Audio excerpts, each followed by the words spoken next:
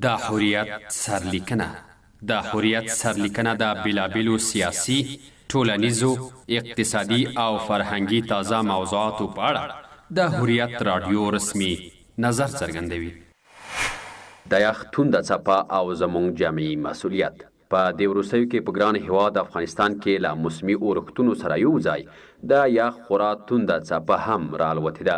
د باختر خبري اژانس خبر ورکړی چې په بادغیس ولایت کې یو شمېر مالداران د سخت یخ له امله مړه شوي دي. د غراس په سرپل ولایت کې د هیوادوالو ګڼ شمېر څاروي د سخت یخنۍ او واورو له امله تلف شوي دي. د هیواد په ځینو مرکزي سیمو کې د تودوخې درجې تر منفي 22 پورې لاندې تللي، په داسې حال کې چې په پلازمینه کابل کې هم وروسته له څو کلونو منفي 18 درجې تودوخه ثبت شوې ده، چې د هوا په ډیر سړښت دلالت کوي. څو ورځې وړاندې چې د هیواد په اکثرو ولایتونو کې واورې وواردې، ورسره د سالنګ لوی لارې په شمول ځینې مهمې لارې بندې شوې.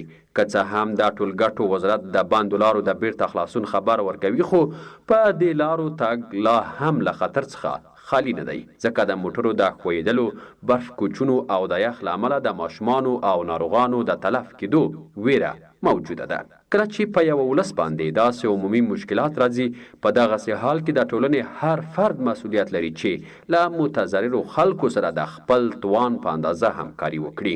همدا اوس چې په پلازمینه کابل او د هیواد نورو سیمو کې هوا ډیره سړه ده، زموږ یو شمېر غریب هیوادوال یا خو په خیمو کې ژوند کوي او یا هم د خپلو کورونو ګرمولو لپاره لازم امکانات نه لري. په دغسې شرایطو کې که له یوې خوا حکومتي ادارې او خیریه ټولنې مکلفیت لري چې له بېوزلو سره همکاري وکړي، له بلې خوا په ټولنیزه کچه د هر فرد مسؤلیت دی چې په خپل چمګاونډ کې د غریبانو، بې سرپناه او بېوزله هیوادوالو له حاله ځان خبر کړي، له هغوی سره د کورونو ګرمولو لپاره د لازمو توکو مرسته وکړي. که ناروغان لري او د علاج لپاره ورسره پیسې نه وي، باید د توان په اندازه یې لاسنیوی وکړي او په معالجه کې ورسره همکار شي. د ژمي په رارسېدو چې بېلابېلې ناروغۍ هم را پیدا شوي دي، خصوصا په ماشومانو کې د سینه بغل ناروغي عامه شوې ده.